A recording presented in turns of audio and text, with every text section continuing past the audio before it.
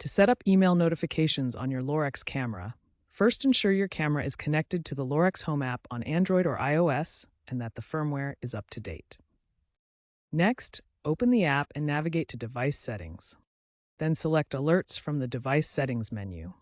Enable email notifications in the Alerts section and enter your desired email address.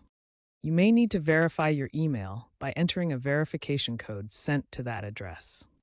Consider enabling two-factor authentication for better security. Lorex utilizes SMTP configurations for custom emails, but defaults to their own servers. Be aware that delayed notifications can sometimes occur due to ISP filters or server maintenance.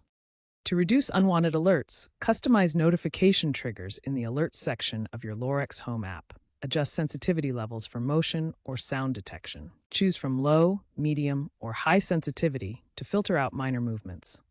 Enable smart alerts for specific detection of humans, vehicles, or animals to minimize false positives. Schedule alerts for specific times, such as only during nighttime hours, to avoid daytime disturbances.